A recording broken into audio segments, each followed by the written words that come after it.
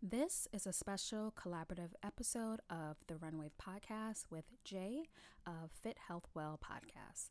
We'll be discussing running while black and the Ahmaud Arbery tragedy. Let's get started.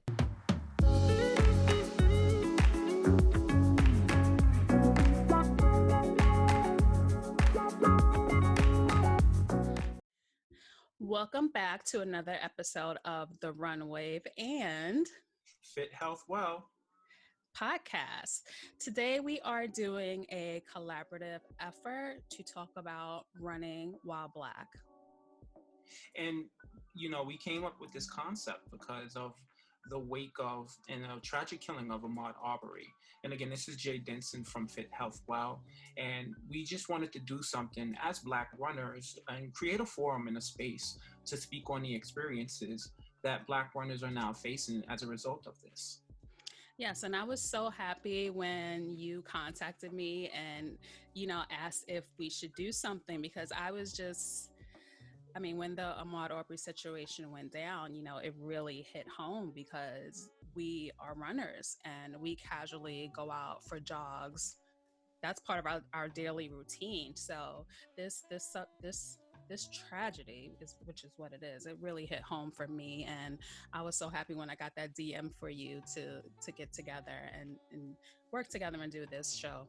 No, thank you for that. And yeah, definitely. I've been following you for some time as well. And, I felt that if there was ever a time for us to work together, this was actually the perfect topic for us to combine both of our platforms, right? And being Black runners, advocates of just health and wellness or overall, what I wanted to do and what the goal of this specific episode was is to come up collectively, just have some collective minds come together and come up with some ideas, right? Because we have Black running groups, we have Black runners, and as a Black man myself, I tend to operate in the world in defense mode. And what I mean by that is, we get the stigma, and women too, Black women too, of the angry Black man or the angry Black female. And, at times, even when we're running and things like that, one thing that's always in the back of my mind is like, oh, should I wear a hoodie? I live in Canada now. I moved from New York to Canada. Yeah. And, throughout the year, it's a little bit more cooler than it is there, than it was back home. So, again, like these are things that, I'm really sorry to say this, but like my white counterparts don't have to think about like, okay, if I put my hoodie on because I'm cold, how will I be perceived going into the world? And, without myself just getting into the causes and the effects of why he died, what I saw was a young Black male alone. And that was jarring to me. He was running, he was alone. And there are times that I'm running and I'm alone and no one knows my story. And no one in any neighborhood that's not familiar with me know who I am as a person. And I need to be quite honest, and I'm gonna be really candid when I say this though. I don't feel like outside of law enforcement, I don't feel like I should stop for any white person with a gun or any white person that tells me to stop. I think we all will feel that way, especially growing up in the North, because that's just not a norm here. We can have gun permits and have a weapon, but there's no right to carry in New York City, in New York, period. So that's something foreign to us. Just seeing people walking around with shotguns. I'm seeing this on CNN and it's just like crazy because that is not our normal here. It's really out of sight, out of mind for us. But when we decided to do this collaborative effort, we put out a call on our social channels, on Instagram, Facebook, etc. And this is going to be a new type of format for us. We're going to have some voice notes that we'll listen to. We're going to have one-on-one interviews with runners, and we're also going to have a roundtable discussion with other podcast hosts, which we'll introduce to you all later on. So first, we will get into user-submitted voice notes. So first up, I'm going to play a voice note from Les Runs. He is a New York City-based runner, and he just wanted to send in his thoughts and feelings on what it's like running while Black. So I am going to go ahead and cue that up. Hello, everyone. My name is Les. I'm a black male, and these are my views and only my views of running while black. I currently reside in New York City, and running while black is interesting. It's fun. It's awesome. It's also dangerous. It's also scary. It's also just a burst of energy. There are many, many feelings that occur when you're a black man running in the streets of New York City. Um, when it comes to me running in an urban neighborhood that I'm familiar with, a culturally diverse neighborhood in any borough, I feel great. I get smiles, I get waves. I'm locked in. I don't have to really look over my shoulder too much.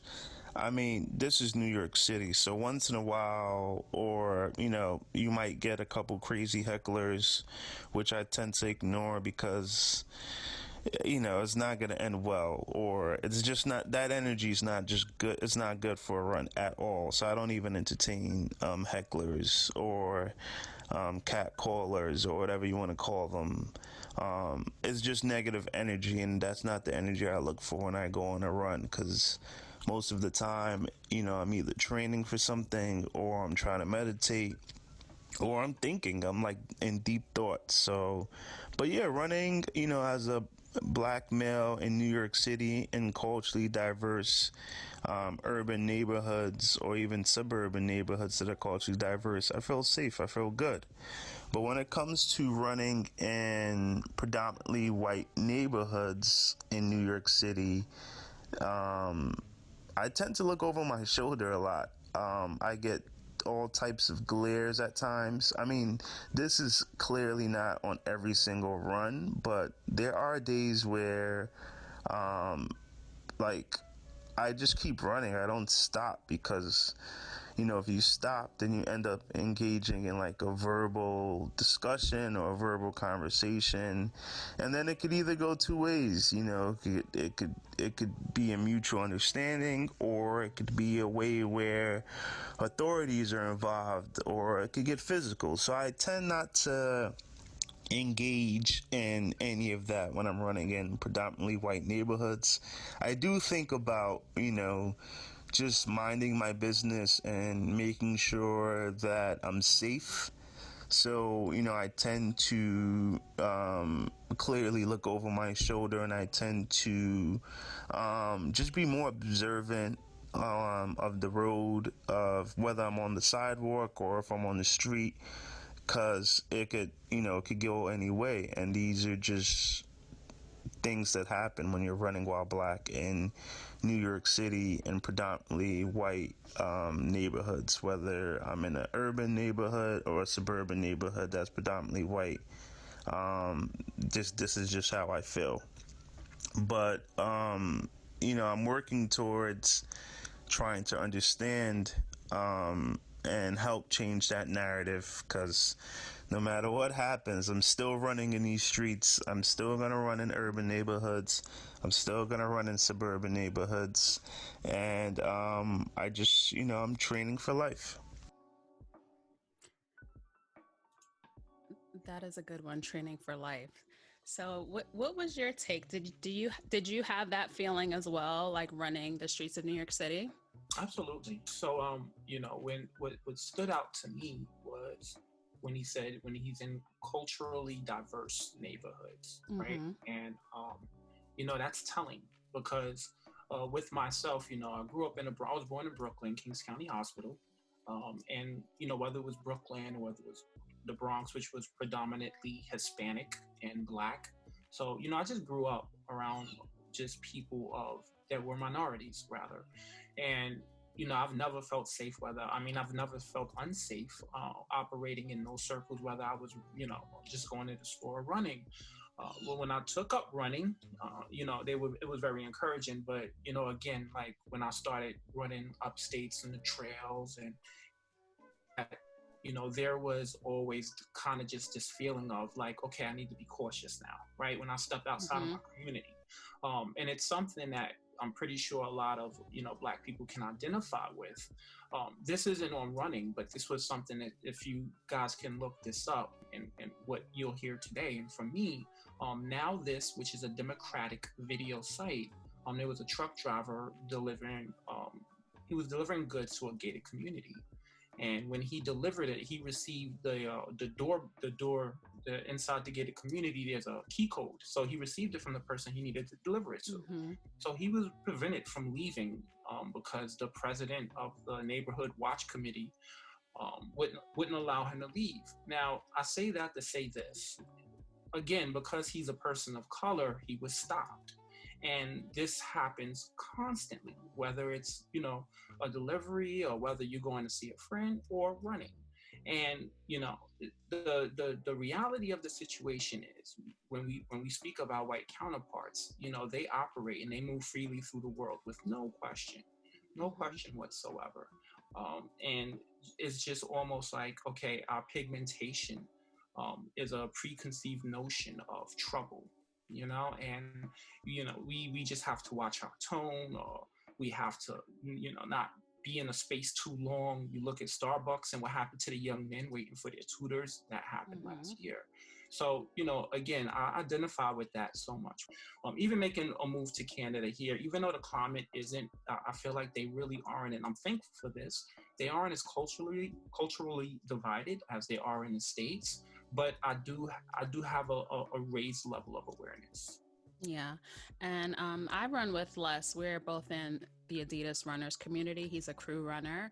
And we run through a lot of culturally diverse neighborhoods, but you know how New York City goes. You can run for 20 blocks and it'll be predominantly white. You get up into the 110s, 120s, the neighborhood starts to change. So, it's interesting running in New York City because we are more free and open when we're in communities of our own. But when those neighborhoods change, we move a little bit differently, and we're just a little cautious and more aware of our surroundings, because running while Black is just, it's different, and we have to acclimate to our surroundings and move accordingly. Absolutely, I agree 100%. So we have another voice note from an Georgia-based runner, G.K. Smith. He is really active in the Atlanta running community. That's how I met him. But he lives in Decatur, Georgia, which is about 7 miles, I believe, outside of Atlanta. So it's pretty close. So he has actually a pretty interesting story to tell. So I am just going to play his audio. One morning while running, a pickup truck with 3 occupants attempted to run me off the road. When I reported it to the police department, I was asked by the officer, did I remember the plate? My response to the officer was I was fleeing for my life and therefore did not look at the license plate. Since that day, I run armed. Now, GK is in Georgia, the same state where the Ahmaud Arbery tragedy has happened. And he was out for a normal run, and he was run off the road by a pickup truck. I don't know who is paying attention to license plates when they're running and someone is trying to, kill them, trying to run them off the road. So, when he told me that story, I was shocked, because when you think of that part of Georgia, you don't think those type of things would happen. And for him to now have to run armed, carrying a weapon it was eye-opening for me. My parents moved to Georgia about 4 years ago, and the first thing that they did was get licensed to carry, which blew my mind, because my mother, she's like a 60-something woman, and she grew up in New York City her entire life. She's never owned a weapon, ever, but she moved to Georgia, and the first thing she did was become a registered gun owner, and she has a license to carry, which is crazy to me. But now, isn't that something though? Just adding to that, right? Because I grew up in the South Bronx, right? So Washington Projects, pretty much a large part of my life. You know, have family members that were in gangs and have friends that were in gangs. Never, ever have I ever felt the need to get a gun, right? Um, Mm-hmm. you know, again, because I wasn't involved in that type of life, but however, you know, that environment to most, they would say, oh man, it's dangerous. And, you know, you see the news stories of Southside Chicago and things like that. But what does it say when you leave New York, right? Or a place where of you know, where they deem it high crime and you go buy a gun for essentially, I'm just going to say it, for white people, right? And she Because lives in the suburbs. It's not like she's in the hood. exactly, right? You So know, it's she's in like the suburbs. you're because now but the process, as I'm processing this, it's as if I'm saying, I think about Trayvon Martin, I think about Ahmaud Arbery, and I say, okay, well, now I need a weapon to defend myself, because what happens if I'm out for a run by myself and I'm not armed, and then, you know, and while I'm dead, everyone's debating whether it's my fault or not, right? And Mm-hmm. it's just, yeah, that's just something that just stood out to me, you know, as I listened to that audio, and you commented and added to that is, hey, look, you know, you live in a in a community your whole time with people that look like you, and there is violence, and that's true, but all right, now I'm going to move to the suburbs where there are white people and they're just afraid of us. Now, I don't think we're not afraid of them, because I'm not afraid of any, you know, Caucasian or anybody for that matter. However, but you're it's coming from a mind frame of, okay, I need to protect myself, and I think Exactly. that's sad. Okay, so we are going to bring in our first guest of the show. His name is Carlos Patterson. He is a New York City based runner. And I will let Carlos tell you a little bit about himself when he comes on. So let's bring on Carlos. Please welcome Carlos Patterson to the Mhm. show. Like I said, Carlos is a New York City area based runner. Yes. And I will let you tell the audience a little bit about yourself. Um, Grew up a competitive swimmer, which moved me into triathlons. Did about 8 triathlons, took some time off, business, kids. Um, you guys know how it is. So I took like 10 years off and wanted to jump back into the triathlons and work on my second strongest, which was running. And kind of got tired of with the running and trying to accomplish my majors. So 4 out of 6, and was on schedule to finish the last 2 this year, Tokyo and Boston. And Tokyo got canceled, and Boston is postponed until September 14th, and we know, you know, that's kind of up in the air. So yeah, that's a little bit about myself, and I'm also a So life coach. that's Okay. awesome. Mhm. So when the whole Ahmaud Arbery tragedy happened, Mhm. how did that affect you and your family, and how did that make you feel and affect how you're moving now with your running? Uh, um, my family's reaction affected me a lot. Um, as soon as it happened, sadly, I had the video sent to me by my son, that's 13 years old. So prior to this, his introduction into the real world was when Trayvon Martin was killed, and I had to have that talk that a black father has with his son. Mm-hmm. That even though you're in the right, um, how you have to you have to take it easy, at least till I get there. What's a tough introduction, because I believe in allowing kids to be kids for as long as it can be. But when he sent me this video of Ahmaud Arbery, it really hit close to home, because it's not that the brother was just, he was just a runner. But it reminded me that this is a Black thing that's becoming more and more prevalent and easy to swallow for America, because the political climate that we're in right now, that is allowing these racial undertones that have built this country to now pull themselves to the forefront and be comfortable in the way they move and the way they react. And that was very, very hurtful. I think what hurt me even more is that this happened 2 months ago. Mm-hmm. And these guys haven't even left the country or tried to flee. The boldness of They just were hanging out. Yeah. They Mm-hmm. just having breakfast and dinner and, is on with life. And I'm like, at some point, just studying history, as a people,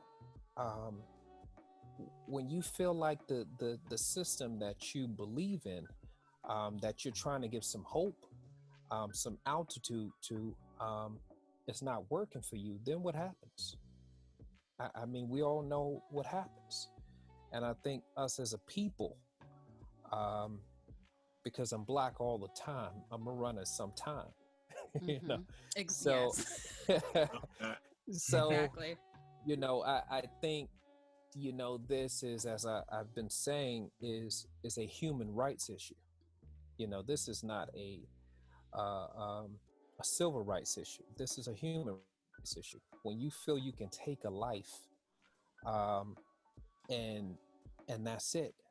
I see people up in arms when something happens to a dog. I live in Williamsburg, Brooklyn, so there are quite a few dogs around here. More than quite a few. I'm always having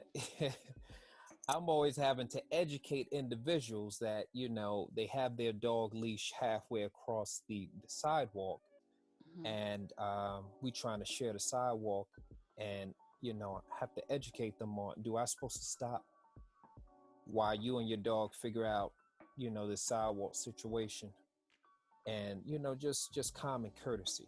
So to me, certain things as a human issue, we're trying to share this earth, and if this is how we're reacting, I want to leave this world a little better for my kids. And what am I, so how do I explain this? How do we as people in this day and time, 2020, how do we as people, explain this?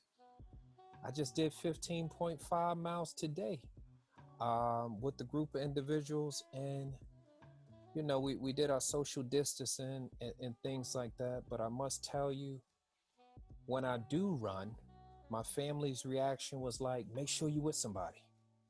So those early runs, those late runs that I normally do, because I'm putting in mileage, and just running is me zoning out.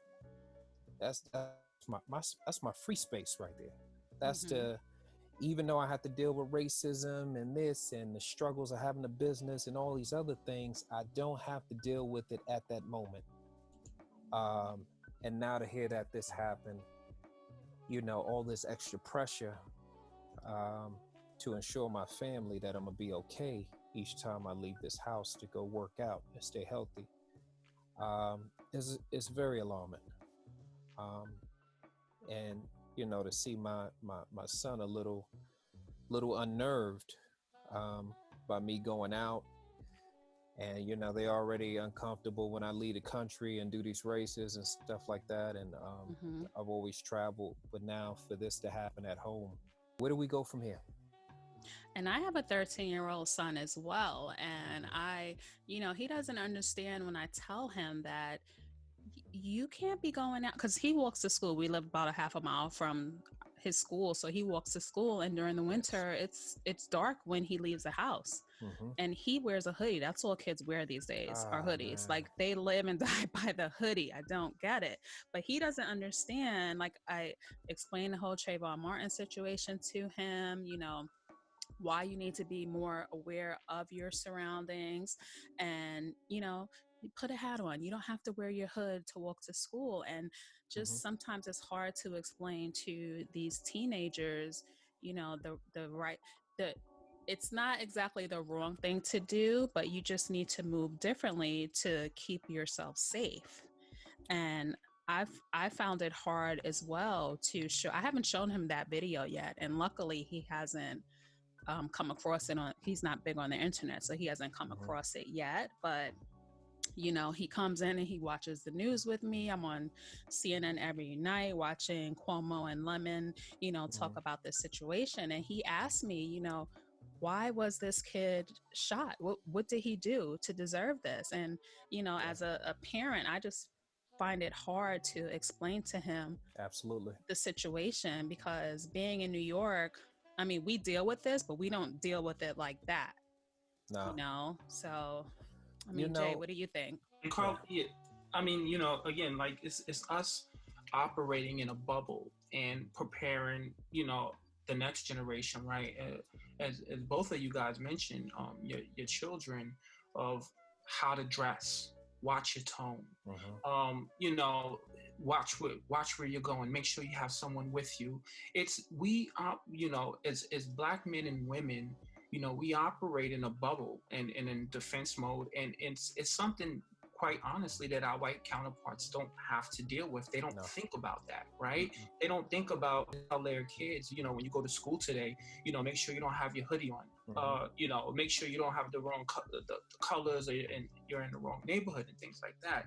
And Carlos, the question I wanted to ask you as well too, because these were text messages that I got once Ahmaud got killed.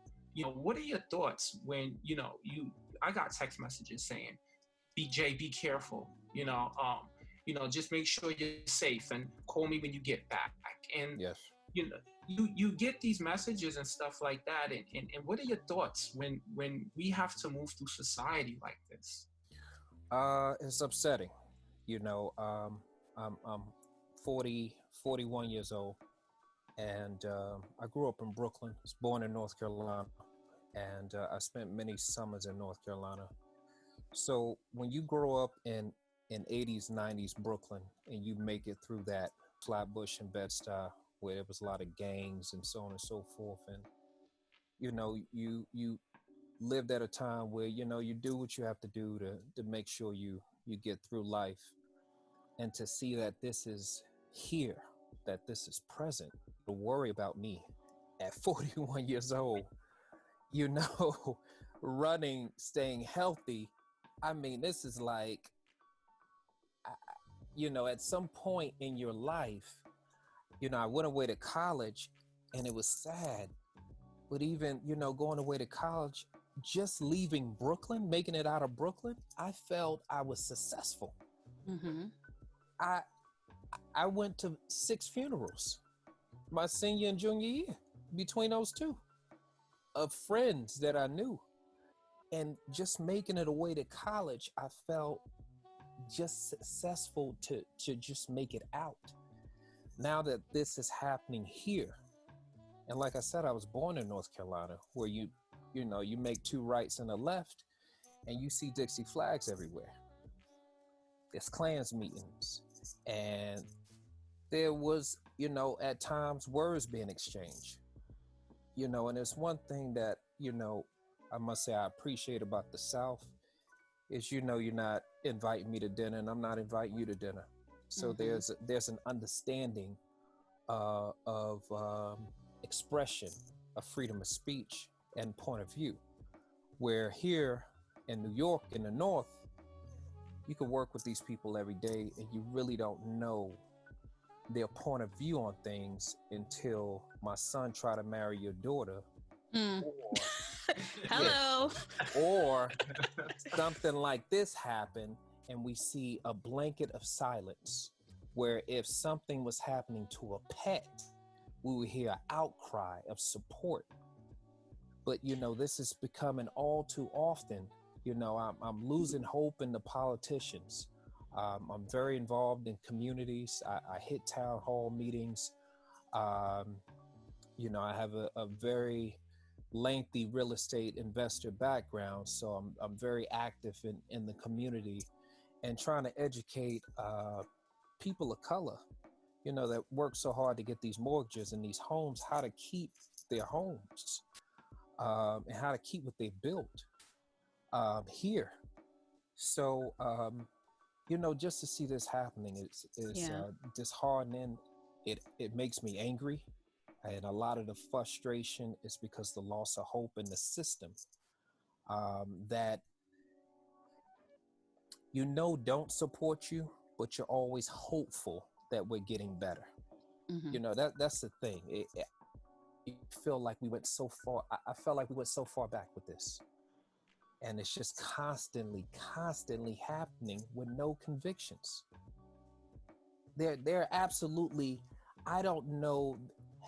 I mean, even before Trayvon, there has not been one conviction, and there are at least in United States, on large, at least 7 to 10 of these murders happening. That we don't know about because they don't make national news. Yes, absolutely. This one was about to get swept under the rug.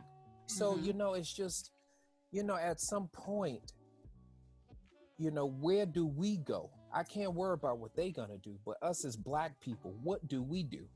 And I've been looking for an optimistic, passive approach because I am a parent. But at this point, if something ain't drastic, then I'm going to be parents to who? It's like, what have I done for my kids?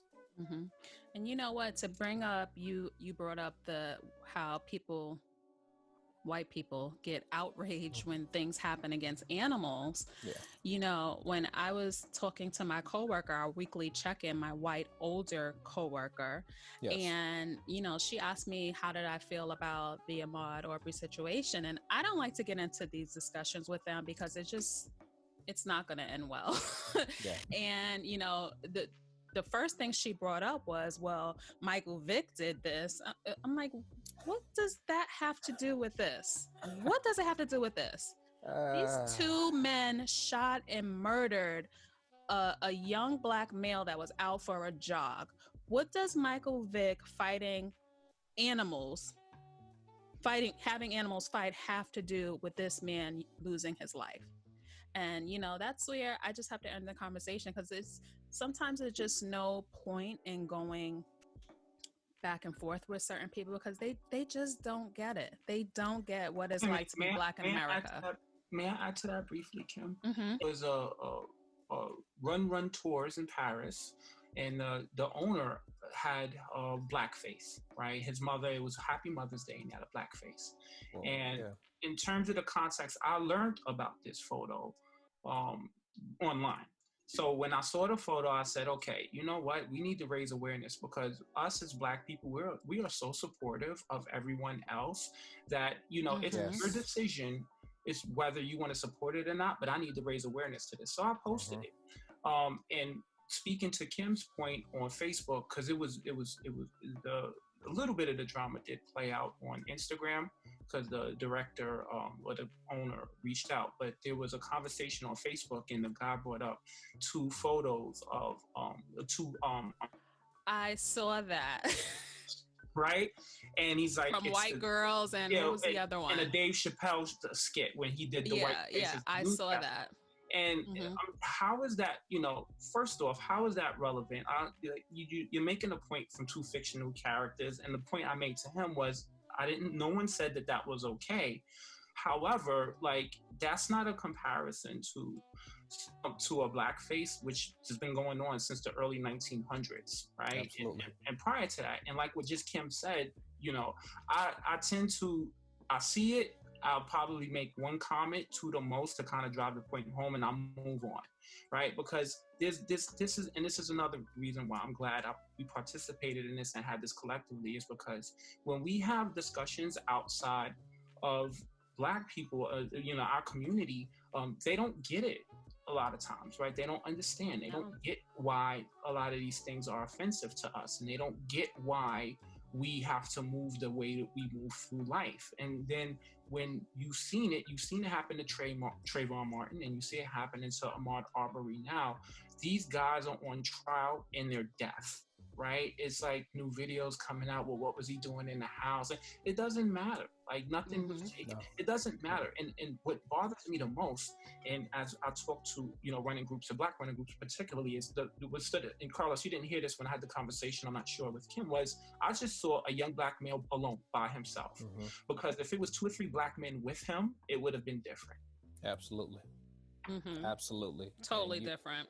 We're at a place right now to where, like I said, we're at a crossroads, and it just so happened that I've said through this quarantine time that we're in with this whole COVID thing that we're dealing with, it's going to bring a lot of things in the dark to the light, both within ourselves. I'm having a lot of economic discussions with other business leaders. And I actually even jumped on a Harvard economic conference call, and economists and everyone is just saying, America just need to basically economically repent and go through this recession and deal with the hardships so that we can be in a better place. But in saying that, it just feels like, everything is coming to the light, and issues that we've been sweeping under the rug for far too long. I tell people straight up, I have white counterparts, white friends, and it's that I don't believe, I treat a child like a child, an adult like an adult.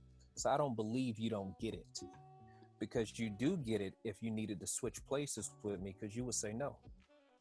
Exactly. So that lets me know you get it. You get it, but you want to stay in your world. And that's every human being. I life coach, and we always want to do what's comfortable. When people ask me, they'll ask how you did something, and it's that they thought was amazing, or anyone else. It's a mindset, but you put yourself in a position to where people naturally don't want to be uncomfortable. That's just a natural human quality. And when they're felt that they're uncomfortable, for example, these individuals that are, they have guns that I don't even know why any citizen should have, because what are you going to hunt? Like assault rifles. Assault rifles. Yeah. I mean, that too, again, you got the NRA, which is linked to white supremacy. How do we know? Because we can have mass shootings, and Canada can change laws, but we refuse to change laws because the lobbyists from the NRA and all these other federations will not alter that amendment in no form or fashion. It's putting a lot of these senators and congressmen kids through college. It's paying for that second home, that vacation home, and they're not budging on this subject. It doesn't matter how many mass shootings, but there's no reason why you have individuals comparing them being quarantined for their safety, and for those individuals that are putting their life on the line, they're able to, with hatred. You got a freedom of speech. Why got to be hatred? Again, say why you got to have an assault rifle? I just saw an individual with a weapon that was not supposed to be bearing arms. I believe it was in Michigan somewhere. And that was the nicest apprehension of any cops with a person with a gun. He had a gun, and he didn't know that in this state, I guess he must have came there for the rally, that he was not supposed to be showing his weapon. So they were he was open carrying, and they took the longest to arrest this guy. Asking him questions. They basically laid him on the ground with a pillow. I've never seen anything like this. And then Was it a white man? Oh, come on. Do you have to ask me that? I just had to Are you ask serious? to make sure. I mean, but on the flip side, I receive a video of a child being punched in the face and arrested because they're not wearing a mask. In New York, I've seen 4 to 5 videos of young black men and one black woman being beat for not wearing a mask. Did you see the one in the train station? Oh, yeah. With her daughter? Yeah. with her Yes, daughter. I just They took recently her saw that. down in front of her Yes. daughter. I could not believe it. And see, this is the thing with people. This is America reminding Black people that we have no emotional connection to your story, because you see it on the media. You see something happen to a child, and the media will immediately go to that Black mom and ask her, what are your feelings? As if she is disconnected from this experience. When you see this in another light, whether it's a white person or any other person, you don't even see anything of that nature. So the emotional connection that America has with Black people, there's been a disconnection for far too long. To them, it's just like, this is something that happens all the time. So we must take it upon ourselves and be responsible and be the change we want to see. If we want to see a shift, then we need to make a shift. Exactly. And we need to make the shift where people pay attention, and that's in their pockets.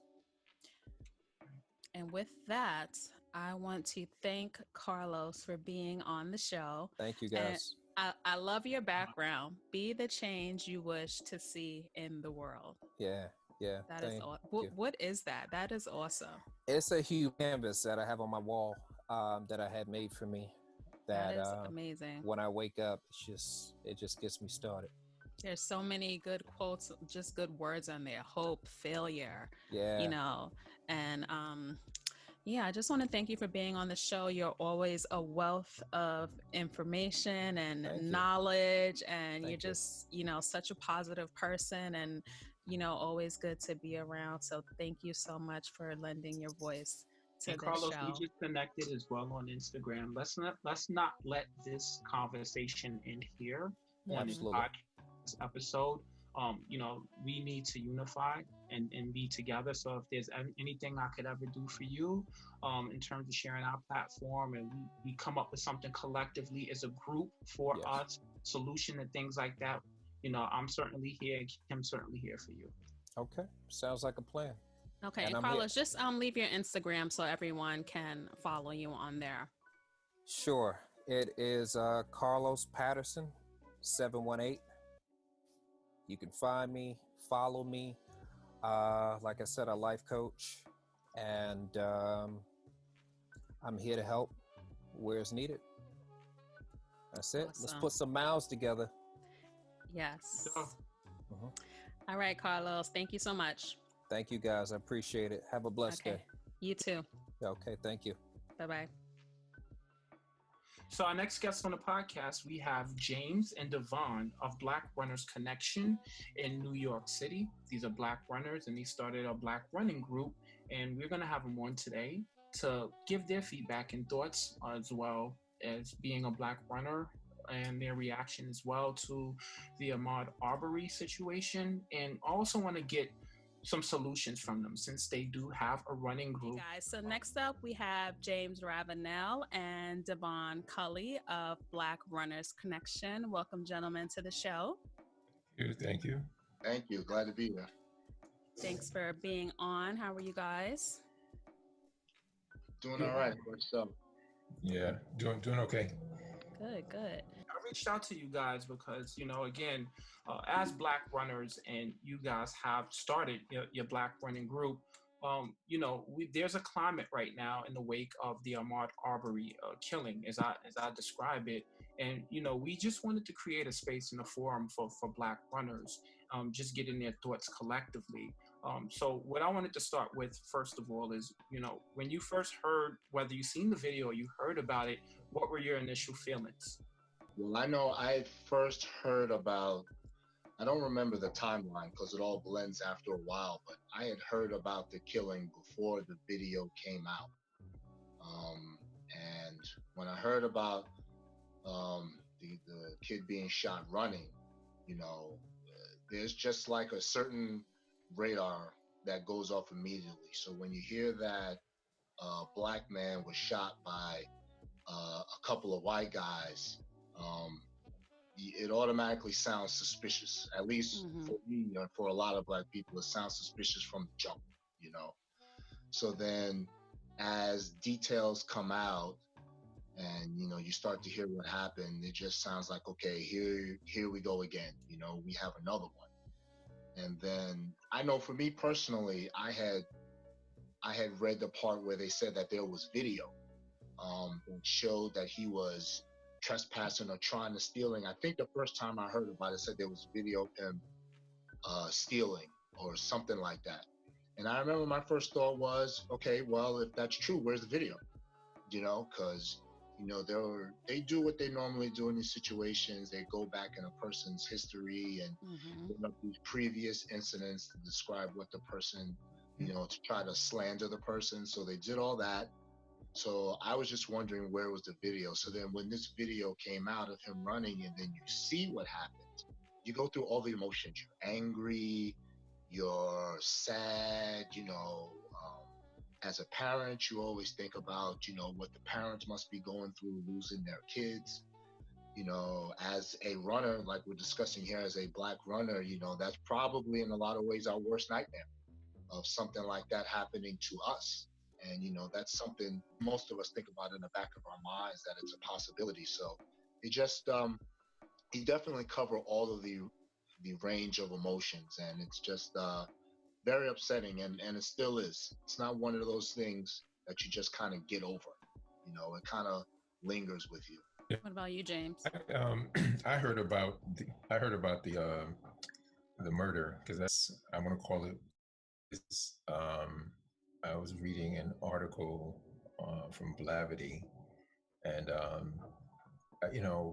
I was reading the article, and I was just astounded, and I shared the link to my Facebook page with the caption, "Why is this man dead?" Because it feels surreal that someone who is clearly out for a run, he's not carrying anything that they alleged was him, burglarizing, doing the thing that millions of people do every day, every single day. Escape or mental release from, the day to day, the stresses of the day. He can't even do that. I think about how many songs, rap songs, especially talking about seeing 25 and feeling like you made it. And here this young man is 25, and a couple of months before he could even get out of that age, he is gunned down doing something that is just a routine thing. And not just gunned down. I mean, he was hunted, cornered, and gunned down, fighting for his life and gunned down. This has hit home in a way that has never affected me in the past. I've been interviewed a couple of times about this. And one of the things that always gets me is when you hear the dialogue start, unarmed black man, you already know what's coming behind that. You already know the tragedy that comes along with that. It's hard. I just came in from a run. It's hard keeping it together, thinking about him, thinking about what he faced in broad daylight, no less. We got to understand that this happened at around 1 p.m. This is broad daylight. The audacity of the people who murdered him to just not care that, in broad daylight, like he mattered so little to them that they would just take his life that way and feel justified in doing so. And clearly that local government there, because of their inaction, is complicit, because they made no actions to even arrest these men. No charges were brought. And if, like Devon said, if you have video, I mean, once I saw the video, I didn't see it until after like the second interview that I had about this case, and I just could not believe it. I could not believe it. I don't Devon, want I to think keep. a lot of us could believe it. Yeah. exactly.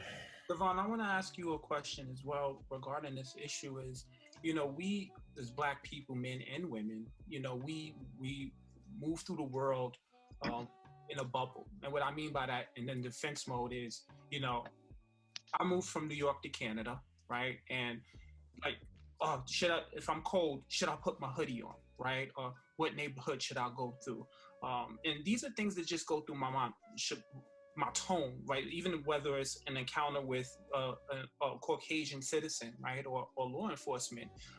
When this happened, what were your feelings, or do you change your way of life or the way that you do things, or did you have a certain level of awareness now because of this? Me personally, not really, because I think my awareness is the same. Because I think in a lot of ways, this just confirms what I already know and confirms my experience. I would assume, and it's an assumption for me because I lived in Canada, so I could assume that maybe some of your day to day experiences might be a little different because Canada is a different country. But I'm 47. I've lived my entire life here in the United States, most of it in New York City. I went to college in North Carolina for a little while, but I've been here my entire life. And, the experiences of being Black, the stories I tell aren't that much different from the stories my mother tells. Or, if you listen to my aunts, the stories they tell. And if you go back, a lot of our stories are similar. The times may change, but just the attitudes towards us and the way people look at us and the way people think about us, it's kind of the same. And it hasn't really changed. So, to me, you kind of have to make a decision on who you are and how you're going to live your life. Um, I try to be myself and be as comfortable with myself as I can. So if I feel like wearing a hoodie when I go outside, I will. If I feel like putting it on, I'll put it on. Um, that doesn't mean I'm not aware. I'm always aware of when I'm in a space of people who don't look like me. And I'm always aware of the possibility of how I might be, what their perceptions of me may be. Sometimes it's positive, sometimes it's not. A lot of it I have no control over. So I think for me, that's why I try not to worry about it too much. Um, because then if you start to worry about all the things that could possibly happen, I think sometimes that can really stifle you and prevent you from living your life. But by the same token, you have to be very, very careful. Like, I give you an example. Like for me now, with everything going on with this coronavirus, I only run at night now because over here by me, I live in Long Island City. Um, there's just a lot of people out, especially during the day. And I'm not comfortable running with a bunch of people out like that. So I generally run now at night. So I'll run at 10, I'll run at 11. Sometimes I've gone out after midnight and I'll go get my miles in then where the streets are pretty empty. So I don't have to worry about encountering people. But however, I would be totally lying if I said, okay, um, I have to think about all it takes is one person to see me as a Black person with, my buff on covering up part of my face. Mm-hmm. Um, some people may consider that a threat and they may think I'm up to no good. And, all it takes is one person and one phone call to the police, and the situation can go left immediately. With not because of anything I've done. All I'm doing is just going out running. I know that is a possibility. And I think for most of us as minorities, we know that's a possibility. And that's the scary part, is that it's really not in our control. It's somebody else's issues and somebody else's perceptions, but it's still something we have to deal with. So I try to stay for the most part in areas that I feel I'm familiar with and that I'm comfortable with.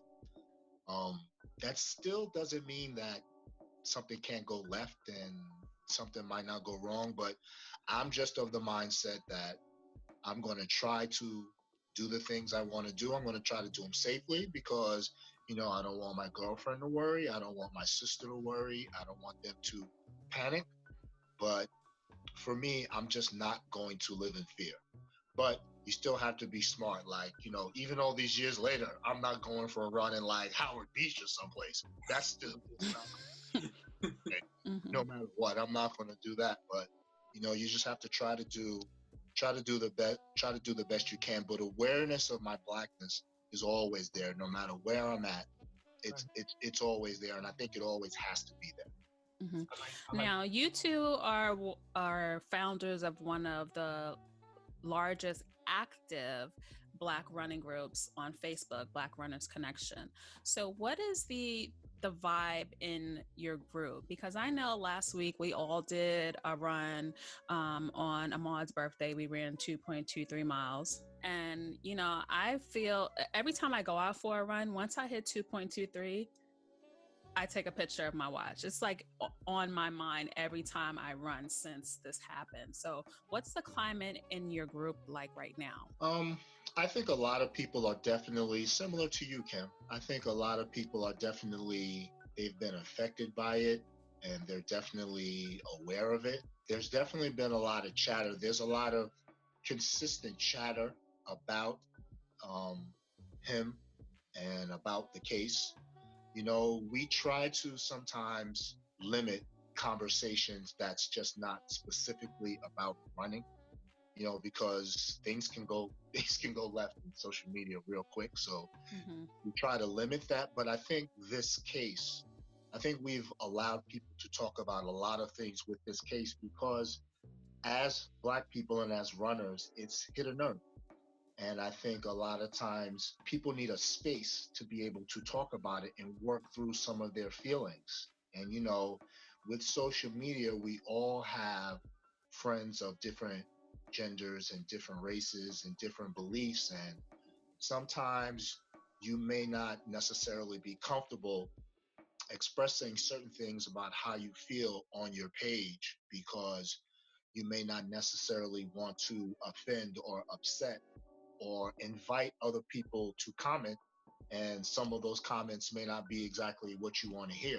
I think we try to allow people the space to work through some things. Again, I will say that. I will also say it doesn't mean you can just come in and say anything. We're not just going to let people come in and just start ranting and start going in hate speech and all that other stuff. We're not going to do that, but I think we have to allow people, or we feel like we want to give people and the members of our group a space to discuss it. And part of that conversation is running and part of it's not running. But just like we're having here, it delves into other things about running at night and running with masks and running with people who don't look like you. And a lot of people are sharing stories that they've had where people of other races have encounters they've had, negative encounters that they had. So I think it's important for us to be able to discuss this stuff and get it out so people know that they're not alone in some of their thoughts and feelings and experiences, and we can all kind of speak to each other about how to deal with it and how to progress going forward in this after the effects of what's happened to this man. That's great. So we had GK Smith. Do you guys know who GK is? Oh, yeah, absolutely. Yeah. So, I had a conversation with him and he sent us over some audio and he told us how he was actually run off of the road in Georgia while out for a run in Decatur and how now he runs with, he runs armed. So I know the climate is different. We're in the north, they're, down south.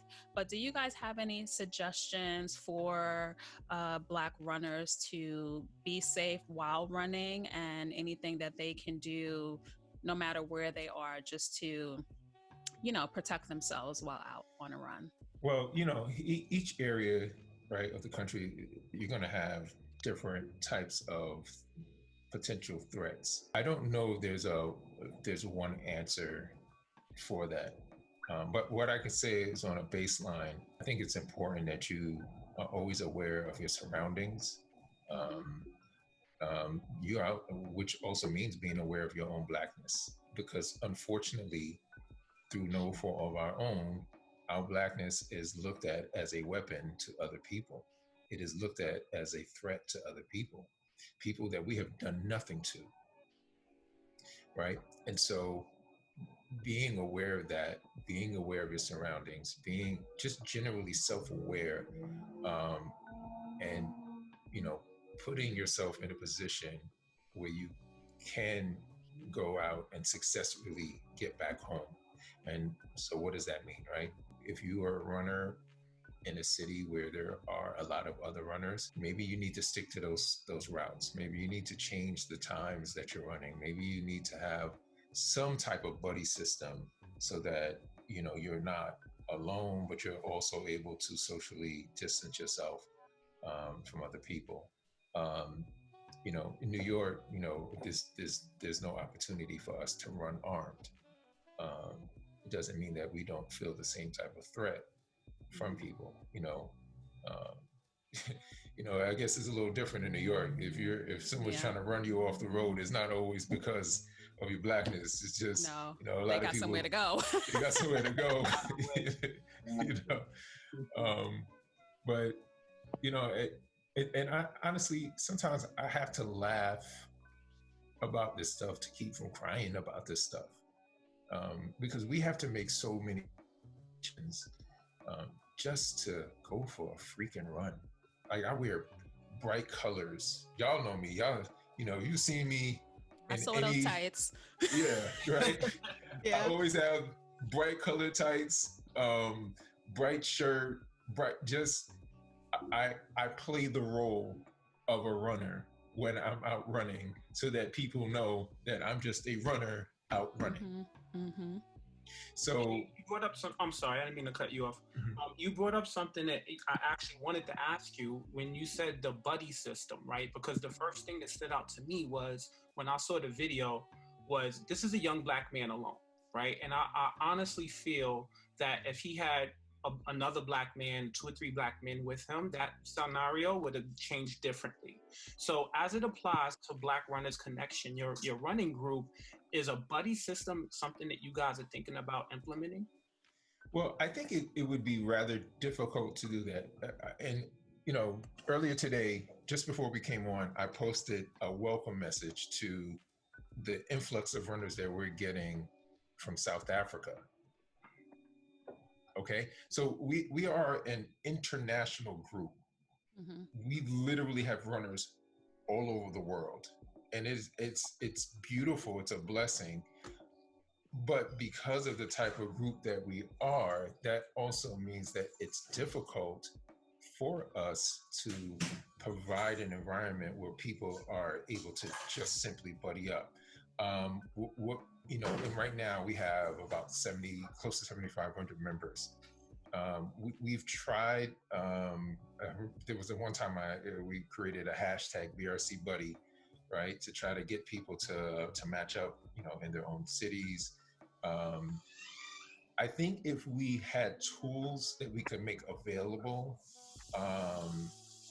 there are none that really exist on Facebook's platform right now. And that's primarily where our folks commune. If we could, if maybe at some point, if we decide to have like an actual website, and then maybe we can come up with a tool that will allow people to, one, maintain their privacy, but also be able to match up with some other buddies. That could be an idea, but as of right now, it's kind of difficult to manage that. And I think if you talk to some of the other larger groups, unless you have and they've come up with a great idea, please share with us. Maybe we need to come up with an app. Yeah, and that's what I'm thinking. I've thought about that in the past. I got to get my coding skills up a little bit before we go there.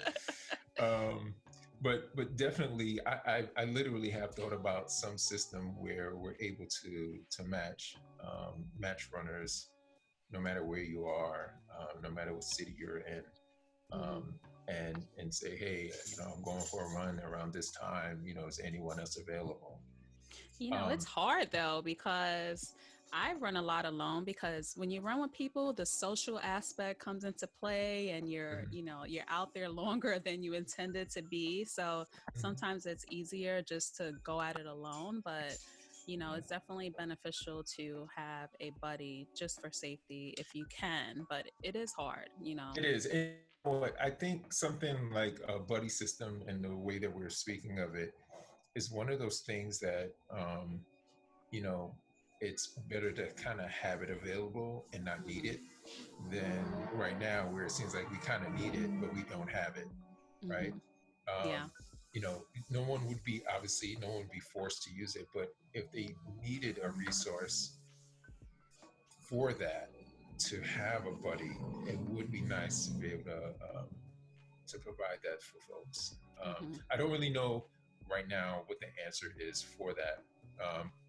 But I just want to take a step back a second and say that in this particular case with Ahmaud, I honestly do not believe that he would have been safer with a buddy. I think that it is more likely that violence would have escalated even sooner, because they would have looked at him as being part of a gang or a mob, just because of the way that we are viewed. And I it's sad that it's bad enough that he's one person out there running and looks like a villain to these men. But can you imagine, they talked about him stopping and looking at a construction site. Can you imagine if 3 or 4, imagine BMR New York City going over there? I was going to mention them too. It's funny you say that. Right? Because they have a no man left behind when they do their group runs. Can you imagine all of them stopping to look at this house? The report is now, oh, there's a gang of blacks looking at some house. I think they're robbing it. Let's just keep it real, So I don't, right now, I don't know what we can do to devilify, if that's a word, our blackness to people who are not us. But I think, I've been talking about, activism, and, I've never been the type to speak out like this, but this is just too close to home. It's unfortunate that this is the thing that's, making me kind of wake up. But something is going to change. I don't know what that is just yet, but I feel the calling to action and activism around us being vilified for no reason. But having this platform as well, and again, thank you, Devon, and thank you, James, for coming on here and sharing this. This is much needed. We wanted to create a space for us, right, to have this discussion, because, again, we have friends that are our white counterparts as well that we associate in our everyday lives, but, we get it, right, and then having this discussion is very helpful. So before we get out of here, I want you guys to share your Instagram or whatever you need, so that if anyone's interested in joining your group, they can do so. And we'll start with you, James. Okay, so if people want to, connect with us, our Instagram is BLK Runners, BLKRUNNERS. Our Facebook group is Black Runners Connection. There's also a Facebook page, but that pretty much just directs you to Black Runners Connections group. I do want to make it very clear to anyone listening to this, anyone reading about us, that we are not a Black-only group. We are a Black-focused group. I do believe that there should be a space and for us to, discuss issues that are important to us. But that said, our group is multicultural. We do have, people who are in India. We have people,